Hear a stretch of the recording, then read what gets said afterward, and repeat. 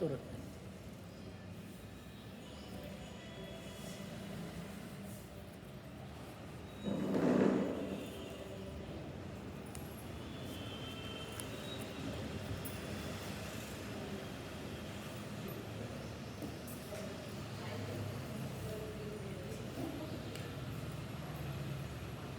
चालू बट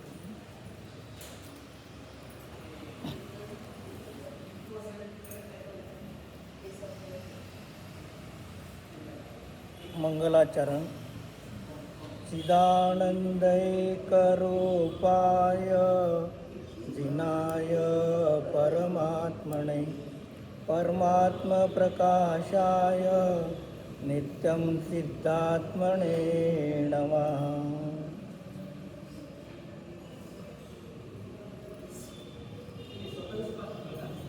पान नंबर 28. पान नंबर 26 गाथा नंबर 12. अप्पातिहु मुनिवी लहु मोडऊ मेलहि भाऊ मुनि सन्नाने ज्ञानमऊ जो परम पसाऊ. हिंदी.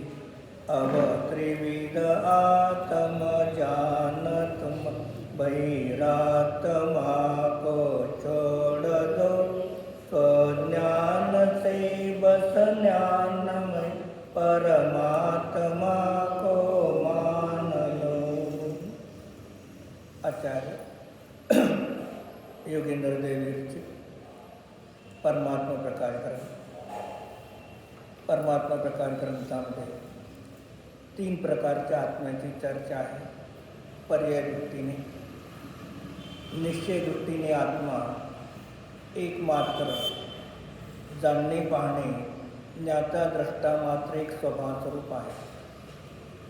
या ठिकाणी आचार्य 3 प्रकारच्या आत्म्यामध्ये आचार्य सांगतात बहिरात्मा अवस्थेचा त्याग कर, अंतरात्मा अवस्थेला प्राप्त हो आणि अंतरात्मा जीव परमात्मा अवस्थेला प्राप्त होऊ शकतो. या ठिकाणी अंतरात्म्याचं स्वरूप सांगताना पान नंबर 28 आता दुसऱ्या पॅरेग्राफ सांगा. 8वें गुणस्थान में चौथी चौकड़ी अत्यंत मंद हो जाती है. वहाँ राग भाव की अत्यंत क्षीणता होती है. वीत राग भाव पुष्ट होता है. स्वसंवेदन ज्ञान का विशेष प्रकाश होता है. त्रिणी मानने से शुक्ल ध्यान उत्पन्न होता है. आपण काय की 7व्या गुणस्थानाचे 2 भेद आहेत.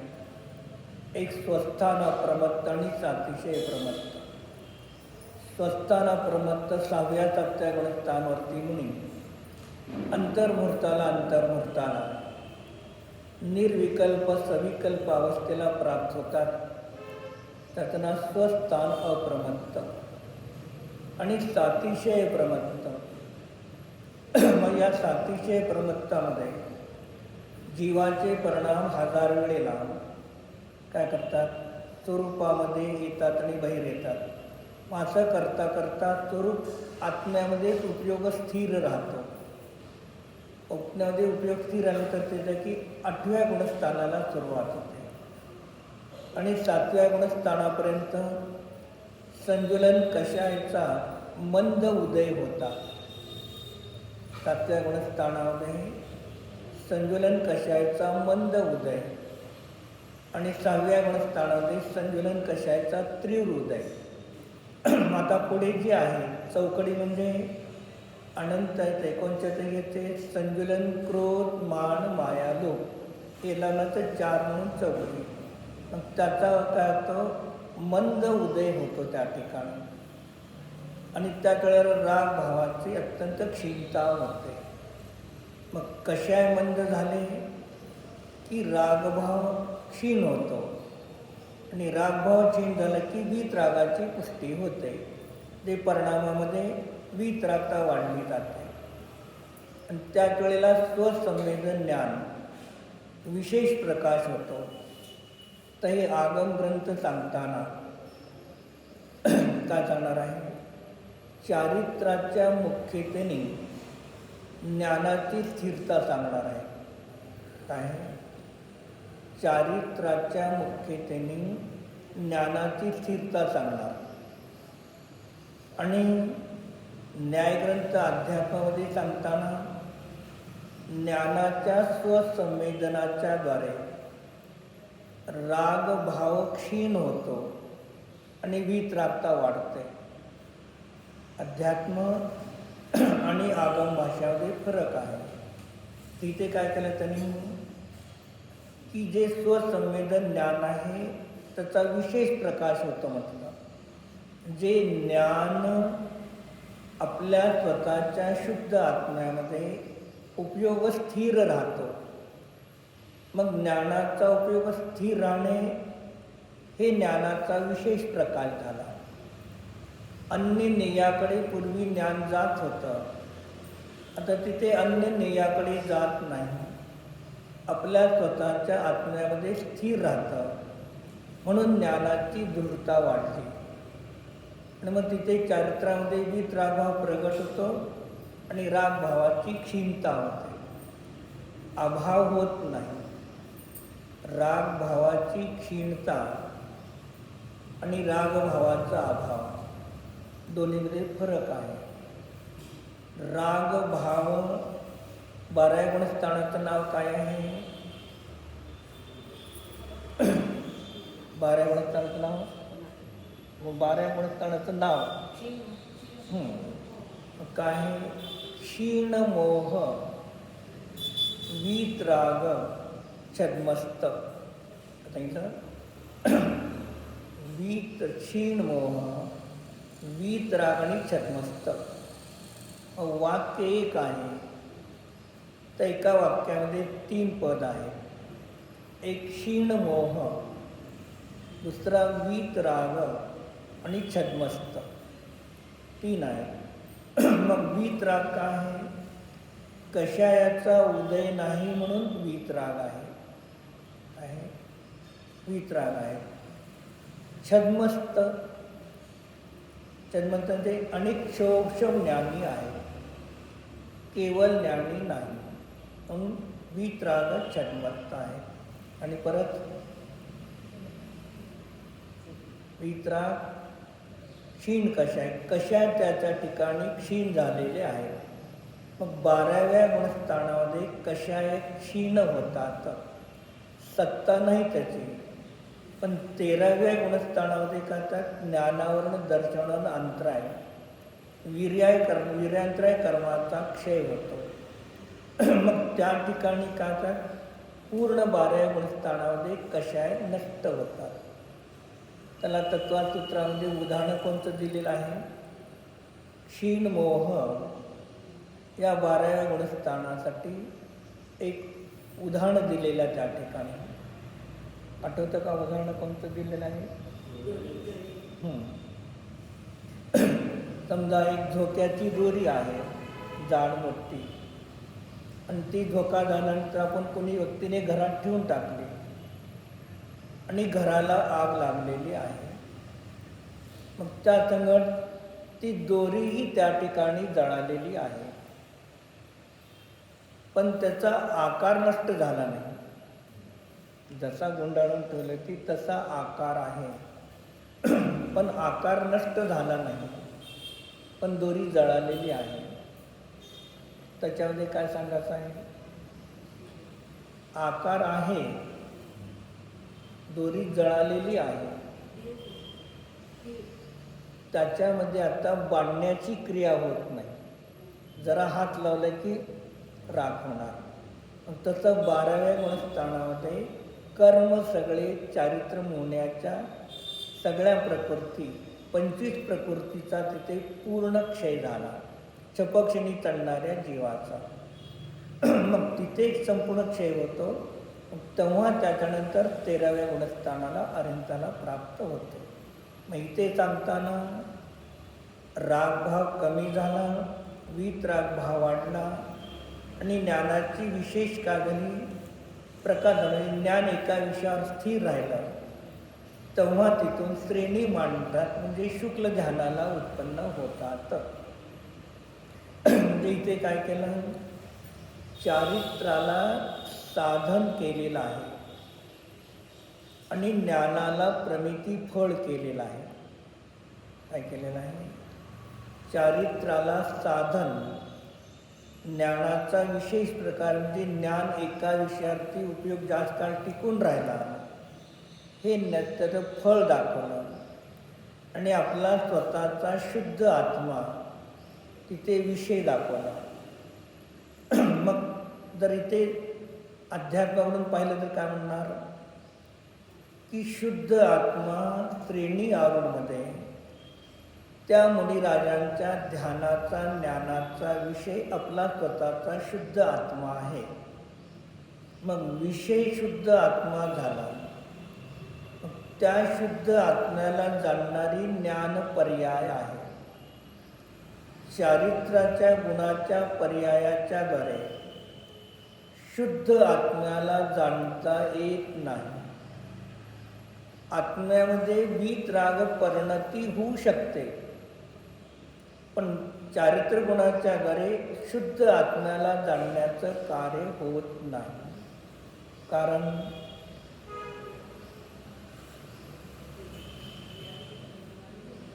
मग चारित्र्य गुण मध्ये आत्म्याला जाणण्याचं कार्य का होत नाही, तर चारित्र्य गुण म्हणजे सोपर प्रकाशी स्वभाव नाही. जो स्वतःलाही प्रकाशित करेल आणि दुसऱ्यालाही प्रकाशित करेल त्याला म्हणतात सोपर प्रकाशित स्वभाव. आणि चारित्र्य जे आहे, समजा अंधकार झाला, लाईट गेलेली आहे आणि एखाद्या व्यक्तीने काय केलं, तो अंधकार नष्ट करण्यासाठी रांजण असतात ना, रांजण, मग ते 100 रांजण आणून तिथे अंधारात ठेवले. कशासाठी? अंधकार नष्ट करण्यासाठी. मग होईल का अंधकार नष्ट? कारण अंधकाराच्या विरोधी धर्म असणारा प्रकाश पाहिजे. अंधकाराच्या विरोधी प्रकाश धर्म असेल तर अंधकार नष्ट होणार आहे. आणि पाण्याचे रांजण ते अंधकाराच्या विरोधात का सहकार्य आहे, सहकार्य राहतात पण नष्ट करत नाहीत. तसं ज्ञानाचा स्वभाव सोपर प्रकाशी आहे. म्हणून चारित्र्याचा धर्म, चारित्र्य गुणाच्या पर्यायाचा धर्म सोपर प्रकाशी नाही. म्हणून चारित्र्य गुणाची पर्याय आत्म्याला जाणू शकत नाही. चारित्र्याची पर्याय स्वतःच्या चारित्र्याच्या पर्यायाचा निर्णय करू शकत नाही.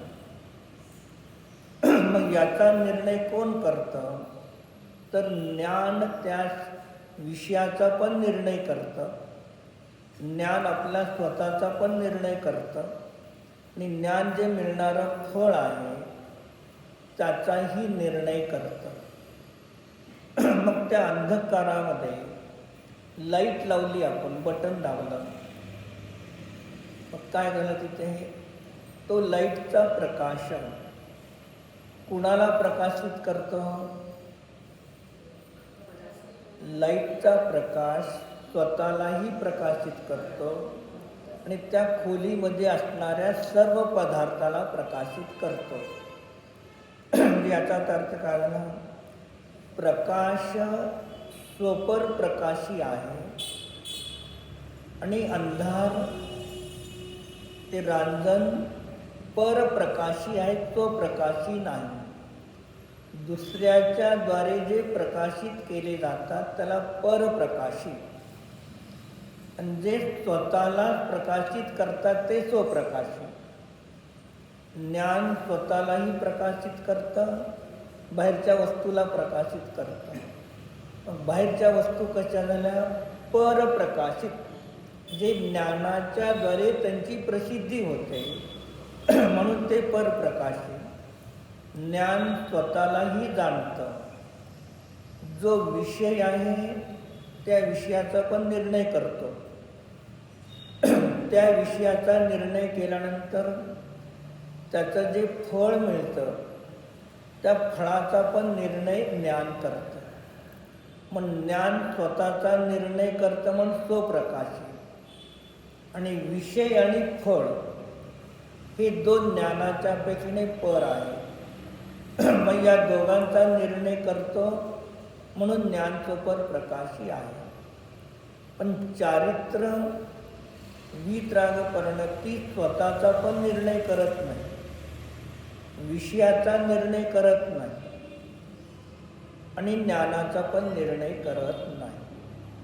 मग इथे ह्याला कसं घ्यायचं?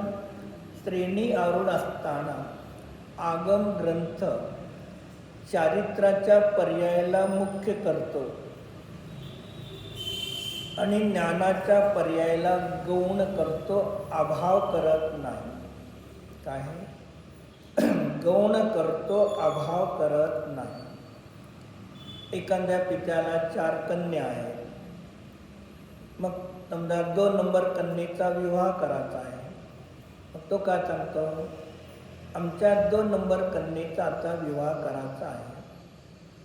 हे मुख्य झालं. मग आत्ता त्याला 2 कन्येचा विवाह करायचा नाही आता तर करायचाच नाही असं आहे का? हां, गौण आहे पण आत्ता मुख्यता आहे. मग तसं इथे आगम भाषेमध्ये चारित्र्याला मुख्य केलं जातं आणि ज्ञानाला गौण केलं जातं. आणि अध्यात्म ग्रंथामध्ये ज्ञानाला मुख्य करतात आणि चारित्र्याला गौण करतात. अशी प्रत्येक ग्रंथाची भाषा आहे. आता तुम्ही लिहा तुमच्यावर विषय, साधन आणि फळ असे 3 हेडिंग द्या. विषय, साधन आणि फळ. आता हे जे आपण पॅरेग्राफ वाचला त्याला अध्यात्मातून कसं बघायचं? विषयाच्या ठिकाणी लिहा निज शुद्ध आत्मा. निज शुद्ध आत्मा हा विषय झाला. साधन म्हणजे ज्ञान पर्याय. तर झालं की स्वसंवेदन ज्ञान. त्याला दुसरं नाव आहे भावकृत ज्ञान. स्वसंवेदन ज्ञान, त्याच्याखाली भावकृत ज्ञान किंवा निर्विकल्प स्वसंवेदन हे साधन झालं. तर प्रमिती फळ जे आहे चारित्र्याच्या अपेक्षेने वीतराग भावाची उत्पत्ती,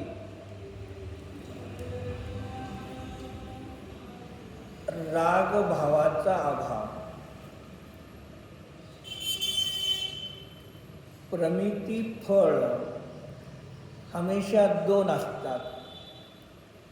प्रमिती फळ 2 असतात पण एकालाच प्रमिती म्हटली जाते. तर तिथे 2 काय दाखवले तुम्हाला प्रमिती फळामध्ये? 2 काय लिहून दिलं? मग वीतराग भावाची उत्पत्ती, अभाव. आता 2 आहेत का नाही? पण मुख्यता कोणाची असणार आहे तिथं? वीतराग भावाची मुख्यता. आणि जो राग भावाचा अभाव झाला त्याची गौणता आहे. मग जो वीतराग भाव उत्पन्न झाला चारित्र्यामध्ये त्याच्यामुळे कर्माची निर्जरा होते. वीतराग भाव उत्पन्न झाल्यामुळे चारित्र्यामध्ये कर्माची निर्जरा होते आणि राग भावाचा अभाव झाल्यामुळे कर्माची निर्जरा होत नाही. जो अभाव झाला की नाही, जो नष्ट झाला तो कर्माची निर्जरा करेल का? जो व्यक्त आहे वीतराग भाव, तो वीतराग भाव व्यक्त आहे. पण जो तुम्हाला कर्म निर्जरा करतो त्या प्रमितीलाच प्रमिती संज्ञा फळ प्राप्त होतं. ज्याच्यामध्ये तुम्हाला प्रमितीमध्ये फळ मिळत नाही, राग भाव नष्ट झाले. जे रागभाव नष्ट झाले ते कर्माची निर्जरा करणार का? नाही. पण ते पण प्रमिती आहे. एक अभावरूप प्रमिती आणि एक सद्भावरूप प्रमिती. लाईट लावल्यानंतर प्रकाशही झाला आणि अंधकारचा नाशही झाला. मग जो प्रकाश झाला त्या प्रकाशामध्ये तुम्हाला जी पाहिजे ते वस्तू हुडकू शकता. ती सद्भावरूप प्रमिती फळ आहे. तर अंधकार नष्ट झाला. त्या नष्ट झालेल्या अंधकारामध्ये काही कार्य होणार आहे का? होणारा काही कार्य नष्ट झालेलं आहे. मग ती प्रमिती फळ असताना सुद्धा त्याच्यात कार्य होत नाही. आता इथे वितरागता आली की नाही चरित्रामध्ये? मग कोणामुळे आली? ज्ञान आपल्या स्वतःच्या स्वशुद्ध आत्म्याला जाणतं तेव्हा चरित्रामध्ये वितराग परिणती स्वयमेव येते आणि रागभाव स्वयं नष्ट होतो. हे अध्यात्माच्या अपेक्षेने इथे सांगितलं. दोन्ही सांगितलं. आता इथंही घ्यायचं तर कसं घेणार? आता परत तो चार्ट त्याच्यापर्यंत खाली करा. हेडिंग तेच द्या. हेडिंग तेच द्यायचं. खाली एक लाईन सोडून.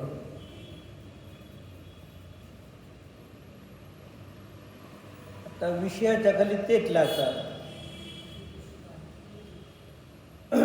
निज शुद्ध आत्मा विषयाच्या खाली तेच लिहा.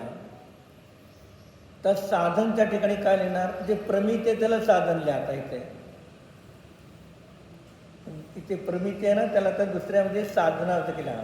वितराग भाव उत्पन्न आणि राग भावाचा अभाव.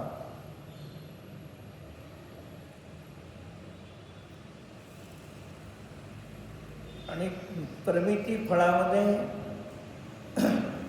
विशेष ज्ञानाचा प्रकाश. त्यालाच कंसामध्ये काय लिहायचं? ज्ञान उपयोग आपल्या तो शुद्ध आत्म्यामध्ये स्थिर राहिला.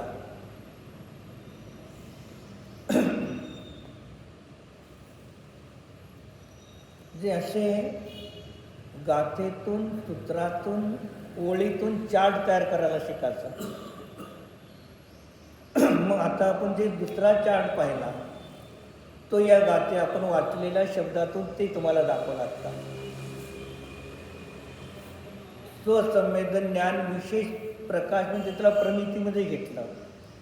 वितराग भाव वाढला आणि रागभाव संपला आणि विशेष शुद्ध आत्मा आहे. ही 2 नंबर चार्ट या त्या वाचलेल्या प्रमाणे. आणि चारित्र्याला प्रमिती दाखवायचा तो पहिला चार्ट. ज्ञान स्वतःच्या आत्म्याला जाणतं तेव्हा चारित्र्यामध्ये वितरागता येते आणि रागभावाचा अभाव होतो.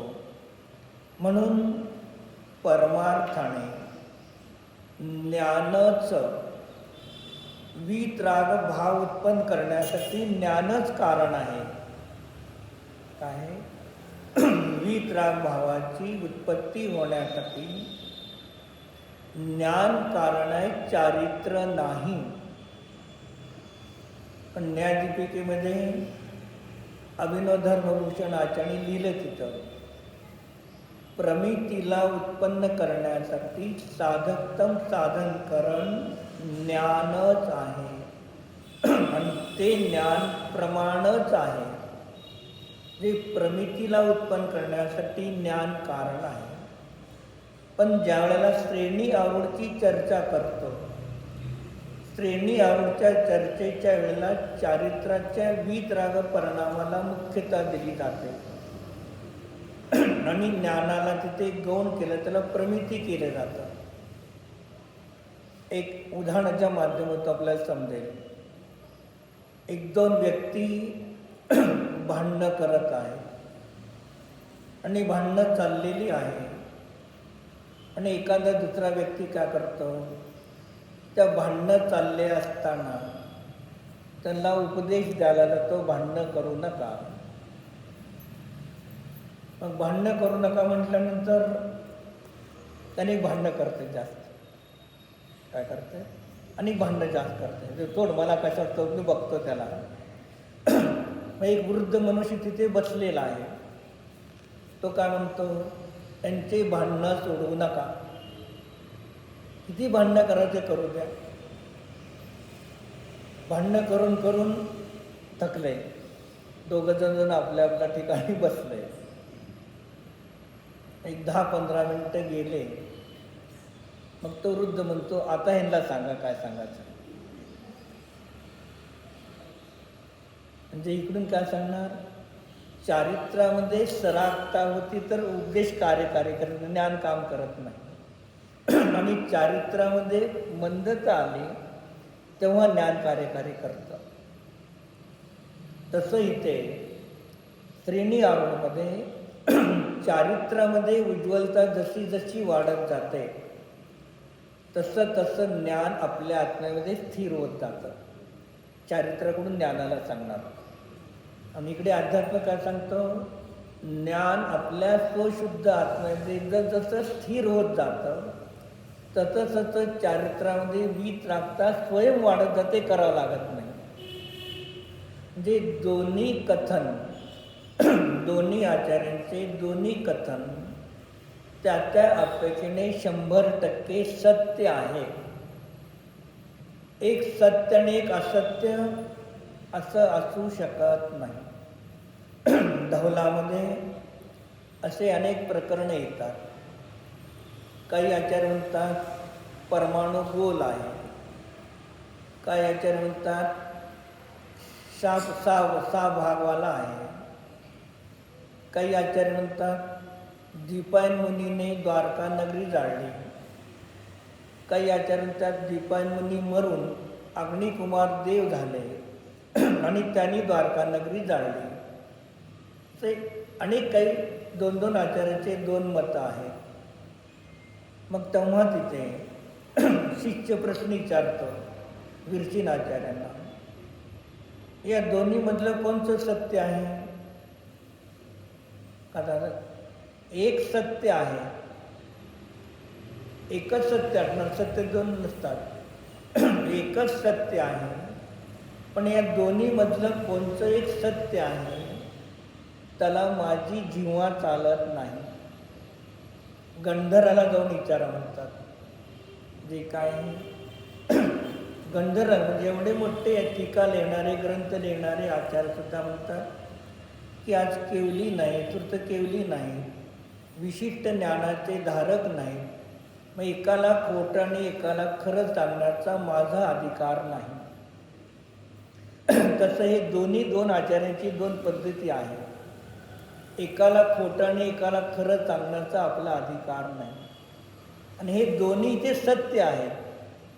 अध्यात्माच्या अपेक्षेने ज्ञानातून चारित्र्यामध्ये वितरागता वाढली आणि श्रेणी आरूढमध्ये चारित्र्याची वितरागता वाढत चालली, तसं ज्ञानाचा उपयोग स्थिर होत चालला.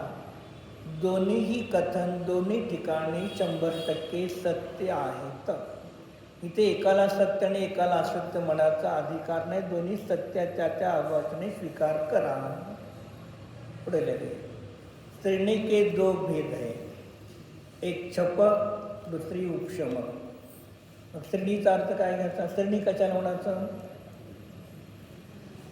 घरामध्ये पायऱ्या आहेत का नाही आपल्या पायऱ्या, त्याला काय म्हणतो आपण शिडी. 1, 2, 3, 4, 5 अशा शिड्या चढतो. तसं इथे श्रेणी म्हणजे परिणामाची उज्ज्वलता जिथे वाढत वाढत जाते त्याला श्रेणी म्हटलं जातं. मग त्याचे उपशम श्रेणी आणि चपक श्रेणी असे 2 भेद केले. आणि हे दोन्ही श्रेणी मांडणारे जीव मुनिराजच असतात. 4थ्या 5व्या गुणस्थानावरती जीव श्रेणी मांडू शकत नाही, मुनिराजच मांडतात. मग त्या मुनिराजामध्ये सुद्धा भावलिंगी मुनिराजच श्रेणी मांडतात. द्रव्यलिंगी मिथ्यावृत्ती श्रेणी मुनिराज मांडत नाहीत. अस्ति नास्ती कोण अनेक मांडतं नाही मांडतं. तिसरं सांगितलं द्वादशांगाचे पाठीच श्रेणी मांडतात. आणि जे द्वादशांगाचे पाठी नाही ते श्रेणी मांडू शकत नाहीत. जे अस्ति नास्ती आचार्यांच्या सगळ्या कथनामध्ये अस्ति नास्ती अनेकांताने सिद्ध करतात. हे श्रेणी मांडण्याचे ही कारण. चौथं कारण, चतुर्थ कालामध्ये श्रेणी मांडतात. बाकीच्या 5 कालामध्ये श्रेणी मांडत नाही. 4 कालामध्ये मुनी नसतातच. 3 भोगभूमीच्या काळामध्ये मुनी नसतात. 6व्या काळामध्ये मुनी नसतात. 4थ्या आणि 5व्या काळामध्ये मुनी असतात. आणि 5व्या काळामध्ये मुनींना त्यांच्या आत्म्यामध्ये त्रिकालवर्ती उपादांमध्ये श्रेणी मांडण्याची शक्तीचा सद्भाव आहे. पण क्षणिक उपादांमध्ये आत्ता ते श्रेणी मांडू शकत नाही. त्यांचं 6वं 7वं 2च गुणस्थान राहतात. मग चतुर्थ कालामध्ये भरत ऐरावत आणि विदेह क्षेत्रामध्ये श्रेणी मांडू शकतात. आणि सगळेच मुनी मांडतात असा नियम नाही. तरी पुष्कळ मुनी आहे, सगळेच मांडतात असं नाही. ज्यांचे श्रेणी आरूढ होण्यायोग्य आत्म्याचा उपयोग आपल्या आत्म्यामध्ये स्थिर राहतो, एक अंतर्मुहूर्त, तेच मुनी श्रेणी मांडतात. आणि ज्यांचा उपयोग अंतर्मुहूर्त स्थिनी मांडण्यास स्थिर होत नाही ते मांडत नाही. ते एक कारण. दुसरं कारण, उपशम श्रेणी मांडणारा जीव त्या भवात मोक्षाला जाईल पण नाही जाणार. उपशम श्रेणी मांडणारा जीव त्या भवात मोक्षाला जाईल पण जाणार पण नाही. पण छपक श्रेणी मांडणारा जीव नियमाने त्या भवात मोक्षाला जातो. काय जातो. एक 10 वर्ष शास्त्र बंद झाल्यामुळे तुम्हाला सगळे प्रॉब्लेम आहेत. काय झालं? 10 वर्ष शास्त्र बंद झाल्यामुळे सगळे प्रॉब्लेम आले. नाहीतर आत्तापर्यंत 7-8 ग्रंथ होऊन गेले असते आपले. हे प्रॉब्लेम जास्त लागला तर क्षोभ वाढून राहिला असता. हे कारण आहे.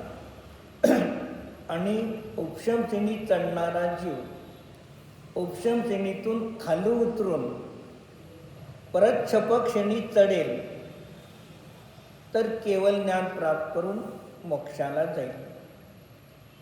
मग उपशम श्रेणी चढणारा जीव तद्भव मोक्षगामी असेल. पण उपशम श्रेणी चढणारा जीव तद्भव मोक्षगामी असेल. उपशम श्रेणीतून खाली येऊन परत छपक श्रेणी चढेल आणि केवळ ज्ञान करून मोक्ष जाईल. पण उपशम श्रेणी चढणारा जीव तद्भव मोक्षगामी नसेल तर तो छपक श्रेणी चढत नाही.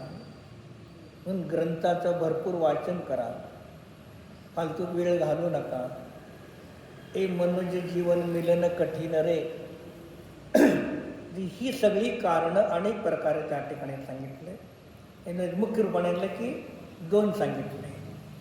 पुढं छपक श्रेणी वाले तो केवल ज्ञान प्राप्त कर पाकर उसी भव से मुक्त हो जाते हैं.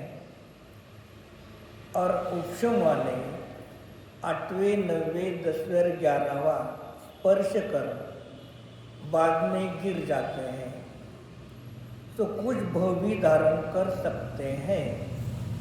मग कोणी जीव उपशम श्रेणीवरती आरूढ झाला आणि 11व्या गुणस्थानाला प्राप्त होतो. मग उपशम श्रेणी चढणारा जीव कितव्या गुणस्थानातून पडतो? कितव्या गुणस्थानातून पडतो? चढतो कितव्या गुणस्थानापर्यंत? आणि मरतो, पडतो, उतरतो 11तून उतरतो ना. मग 11वं गुणस्थान उतरण्याचं का चढण्याचं आहे? मग चढला का बरोबर? गुणस्थान आपण घरामध्ये काही उन्हाळ्यात काही धान्य बिन्य वाळू घालायचं असेल तर जिन्यावरती शिडी चढून जातं. मग शिड्या उतरण्यासाठी का चढण्यासाठी? चढण्यासाठी आहेत. उतरण्यासाठी कोण शिड्या बांधत नाहीत. उतरण्यासाठी कोण बांधले नाही. चढण्यासाठी बांधलेले आहेत. तिथलं काम झाल्यानंतर मग आपण उतरतो. आता का चढण्यासाठी शिडा बांधल्यात, पण उतरतो खाली. तसं उपशमशनी चढणारा जीव उपशमशनी चढत गेला, पण तो पडला का खाली? कारण काय पडण्याचं? तर संज्वलन कशाला दावला होता. जे दबले होते ते निमाणे उद्याला येणार आहे. माती मिश्रित पाणी होतं एक खंडावर, त्याला 6 तास आपण खाली ठेवलं थंड एका ठिकाणी. काय झालं? सगळा गाळ खाली बसला. आणि आपण सायंकाळच्या भोजनाच्या वेळेला वरचं पाणी काढून घेणार होतो, तेवढ्यात मुलांनी त्याला जोरात धक्का मारला. काय झालं? ते खाली होतं ते मळ पूर्ण झालं. म्हणजे दररोज नळाला स्वच्छ पाणी येतं, त्याला किती धक्के मारलं तर तसा छपक शिणी आणि उपशम शिणी चढणारे जीव जिथे कषायाचा उपशम करत जातात आणि कषायाचा उपशम झालेला तो निमाणे उद्याला येतो. जसं एक उदाहरण, नवीन सुनबाई घरी आलेले आहे, काही दिवस झाले. सासू एक टोमणे मारते, त्याची सून एक टोमणे मारते, चाललेलं असते. मग ते सून बोलती का फटाफट? नाही. काय करते? का सोडून देते? दाबून ठेवते. आणि थोडे दिवसानंतर नवरीचे 9 दिवस झाले की मग ते काय होतात, उकळून येतात.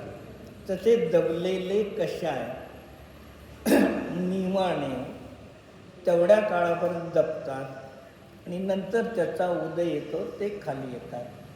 म्हणजे श्रेणी चढणारे जीव खाली येण्यासाठी श्रेणी चढत नसतात, वरती चढण्यासाठी.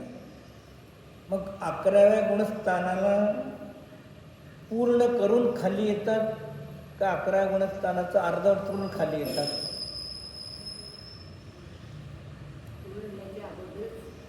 मग 11व्या गुणस्थान पोचले का? मग पूर्ण केलं का नाही प्रश्न आहे.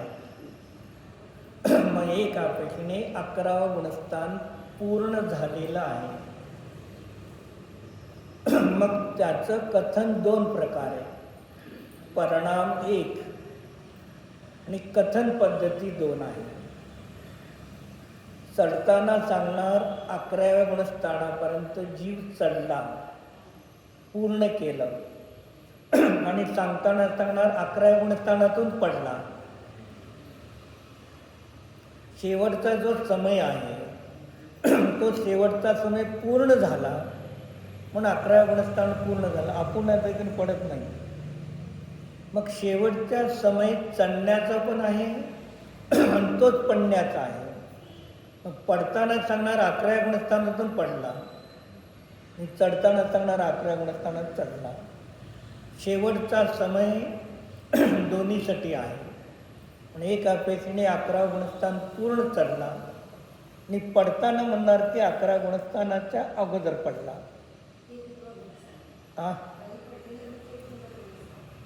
नाही, गुण पडताना 11व्यातून सांगितलं आणि चढताना सुद्धा 11व्यापर्यंत चढाला.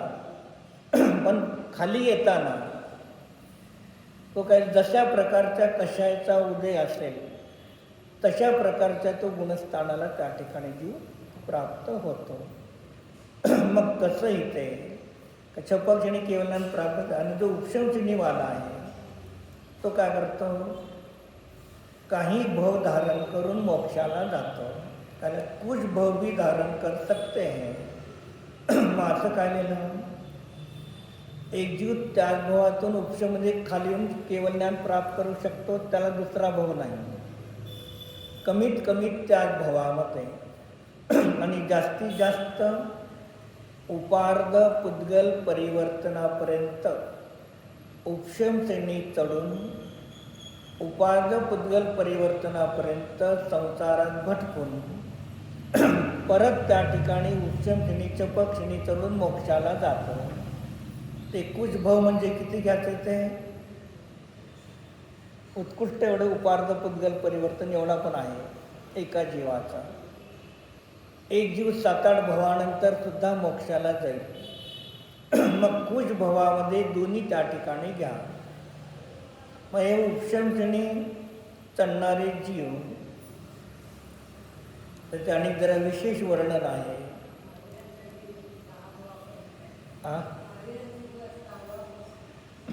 नाही ते नाही, ते सम्यक दर्शन प्राप्तीनंतरचे 10 भाव दाखवले. इथे श्रेणी आवडच्या अपेक्षेने. आता मग ती श्रेणी आहे उपशम श्रेणी आणि चपक श्रेणी, हे कोण मांडतात हा प्रश्न आहे. सम्यक दर्शन किती प्रकारचं सम्यक दर्शन? 3 प्रकारचं सम्यक दर्शन. प्रथमशम, औक्षमिक, क्षाऔक्षमिक आणि क्षायिक. मग या 3 प्रकारच्या सम्यकतामध्ये किती प्रकारचे सम्यक दृष्टी जीव श्रेणी मानतात? ते अन्य ग्रंथाचा विस्तार आहे. अनाशा आलंय तर एक थोडा प्रकरणाला सांगून जातो. तर अध्यात्म ग्रंथामध्ये कर्णानुयोगाचं जास्त सांगत नाही, थोडं सांगून निघा. आणि ते शुद्ध आत्मा मुख्य आहे. नियमसारमध्ये एक ठिकाणी प्रकरण चाललं आहे.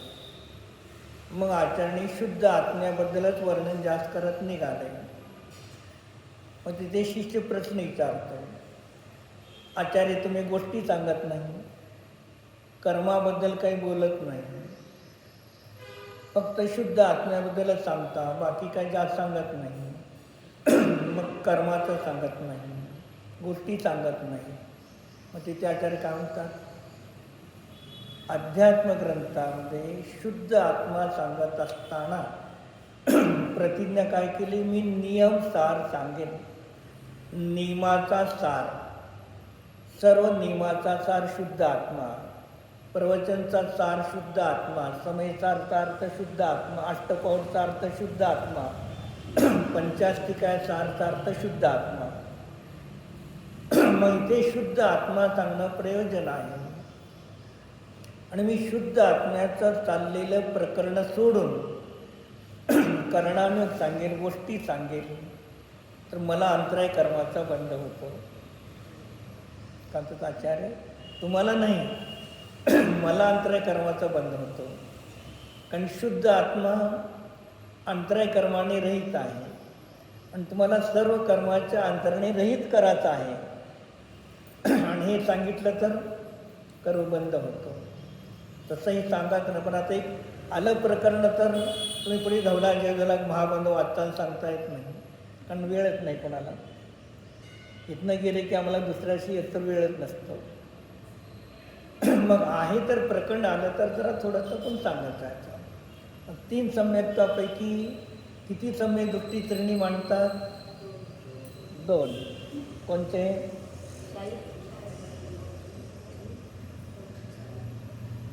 किती जण मांडतात? सम्यक दर्शन 3 प्रकारचे. मग या 3 प्रकारच्या सम्यकतामध्ये किती सम्यक दृष्टी जीव श्रेणी मांडतात? अजित भाई किती समजेल?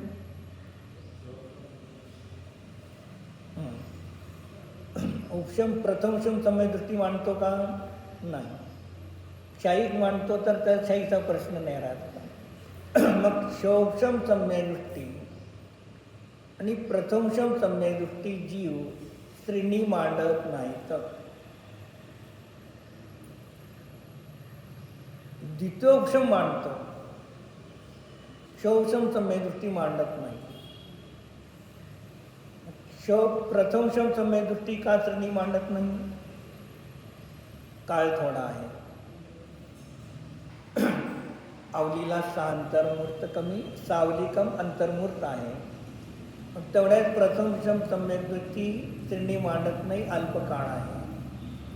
प्रथमशम सम्यक दर्शन 4थ्याला होतं, 5व्याला होतं, 7व्याला पण होतं, पण ते मांडत नाही. शिवोपशम सम्यक दर्शनामध्ये श्रेणी मांडत नाही. ती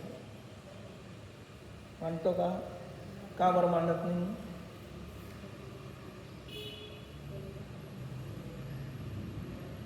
शिवोपशम सम्यक दर्शन मलिन आहे. छल मल आगाड दोष आहेत. मग छल मल आगाड दोषाला ठेवून उपशम श्रेणी मांडता येत नाही. शपक श्रेणी तर क्षयिक सम्यक दृष्टीच मानतो, पण उपशम श्रेणी क्षयिक सम्यक दृष्ट्याने द्वितीय उपशम सम्यक दृष्टीच उपशम श्रेणी मांडतात. क्षयिक सम्यक दृष्टी आणि द्वितीय उपशम सम्यक दृष्टी जीवच उपशम श्रेणी मांडतात, आणि क्षपक श्रेणी क्षयिक सम्यक दृष्टीच मानतो, दुसरा मांडत नाही. मग छल मल आगाड दोष आहेत शिवोपशम सम्यक दर्शनामध्ये. मग छल मल आगाड दोष आहे, तर दोष कुणामुळे आहे? छल मल आगाड दोष शिवोपशम सम्यक कुणामुळे आहे? कुणाच्या उदयामुळे आहे? सम्यक प्रकृतीचा उदय आहे. शिवोपशम सम्यकमध्ये सम्यक प्रकृतीचा उदय आहे. आणि अनुदय कोण आहे? मिथ्यात्व आणि सम्यक मिथ्यात्व अनुदय आहे, सत्तेमध्ये आहे. आणि त्या सत्तेचा पण उदय आणि उदयाचा पण उदय आहे. म्हणून शिवोपशम सम्यक दर्शनमध्ये छलमल आगाड दोष आहे, पण एवंभूत ज्ञाने शिवोपशम सम्यक दृष्टी उपशम श्रेणी चढत नाही. एवंभूत ज्ञाने आणि द्वितीयोपशम सम्यक दृष्टी श्रेणी चढतो. मग तो द्वितीयोपशम सम्यक दृष्टी कोण?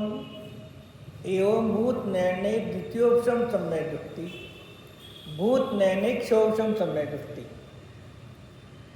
तिचे आचार लिहित नाहीत सगळे, त्या शब्दातून आपल्याला सगळे काढायचं तिथं नाही. मग हा क्षोपशम सम्यक दृष्टी जीव काय करतो? या सर्व कर्म प्रकृतीचा उपशम करतो. काय करतो? मग क्षोपशम सम्यक दृष्टीने द्वितीय उपशम सम्यक दर्शन, प्रथमशम सम्यक दर्शन आणि द्वितीय उपशम श्रेणी आढळते. दोन्हीमध्ये फरक काय आहे? प्रथमशम सम्यक दर्शन 4थ्या, 5व्या, 7व्यात होतं. द्वितीयोपशम 8व्या गुणस्थानापासूनच असतं. आणि द्वितीयोपशम सम्यक दृष्टी चारित्र्याच्या अपेक्षेने, श्रद्धेच्या अपेक्षेने नाही. आणि श्रेणीमध्ये चारित्र्याची मुख्यता असते आणि सम्यक दृष्टी श्रेणी चढतो, मिथ्या दृष्टी चढत नाही. म्हणून सम्यकत्वाची मुख्यता नाही. जे कषाय होते त्या कषायाच्या अभावाची मुख्यता आहे. मग अशा 21 प्रकृतीचा उपशम मुनिराज करून 11व्या गुणस्थानापर्यंत जातात आणि तिथून खाली येतात. मग पहिल्यापर्यंत सुद्धा येऊ शकतात. आणि क्षोपशम सम्यक दृष्टी जीवापती मिथ्यात आणि सम्यक मिथ्यात प्रकृती सत्तेमध्ये आहे.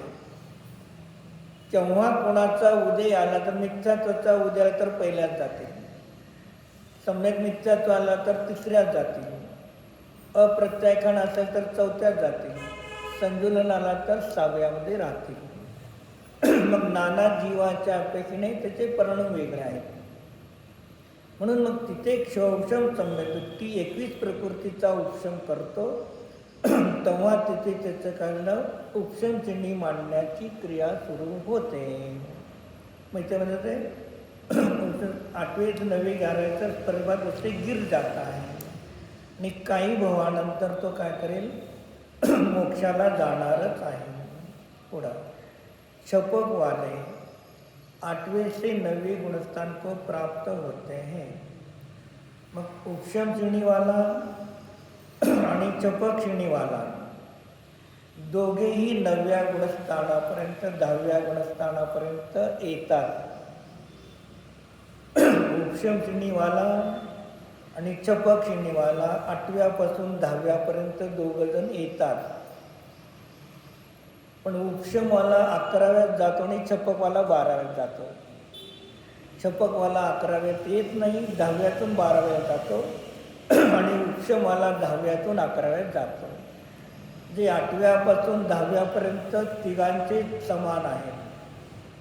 पण 10व्यातून 12व्याला छपकवाला जातो आणि उपशमवाला 10व्यातून 11व्यातून खाली त्या ठिकाणी पडतो, प्राप्त होते.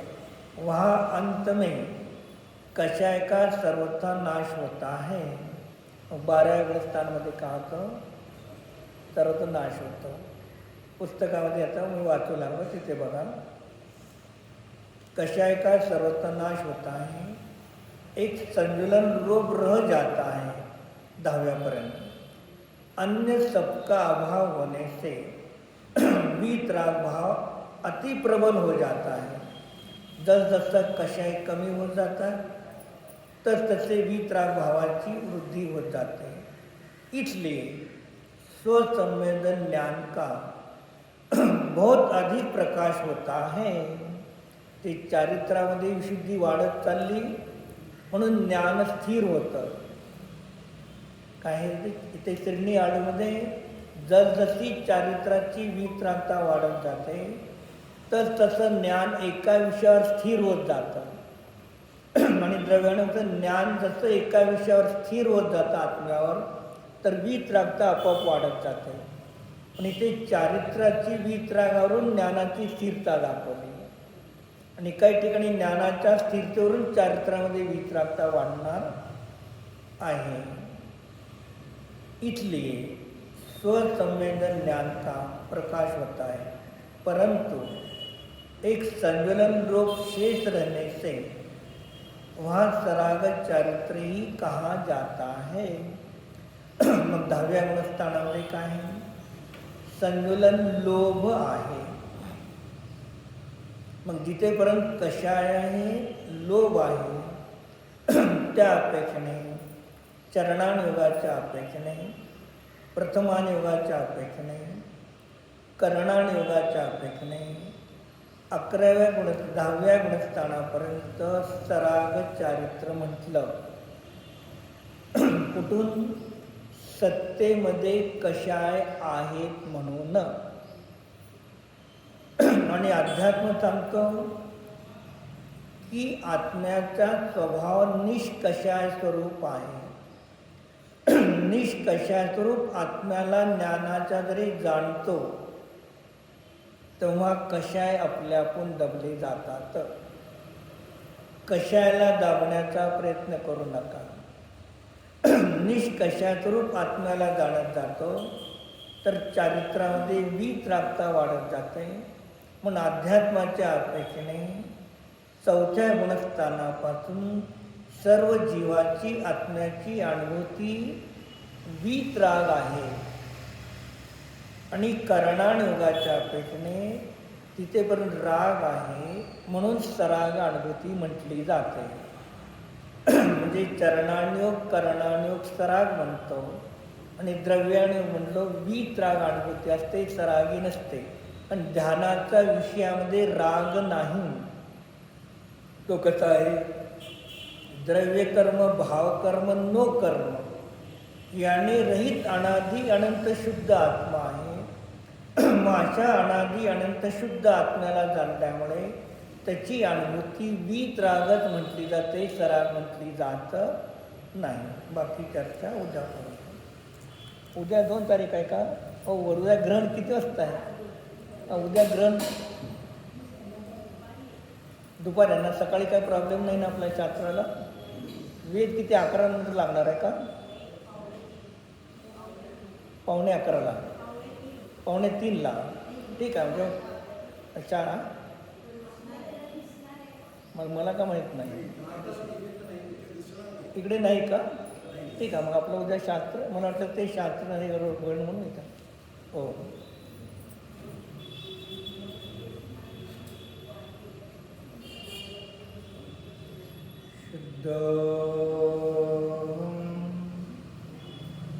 निरागस्वरूपं निष्कषाय स्वरूपं परमशान्तस्वरूपं प्रशान्तस्वरूपं नित्यज्ञानानन्दैकशुद्धस्वरूपम्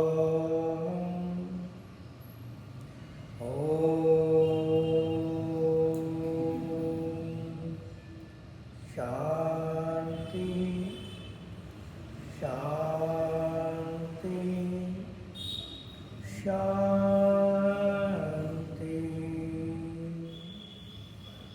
विसर्ज नमो आर्यन्ताणं नमो सिद्धाणं नमो आयर्याणं नमो वज्रायाणि नमो लोहे तवसां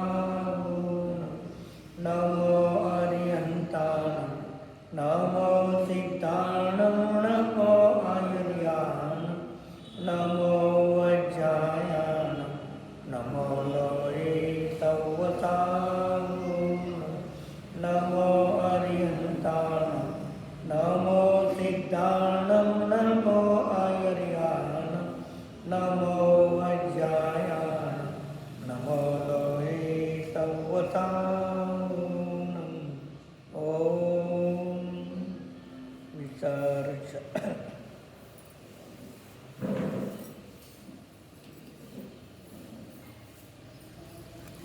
जाणते तुझे लोकालोक तो वाणी मस्तक नमो सदा देतं दोष देव भज अरहंत निता गुरुसेवन निर्ग्रह दया धर्म पालो सदा यही मुक्तिकापम।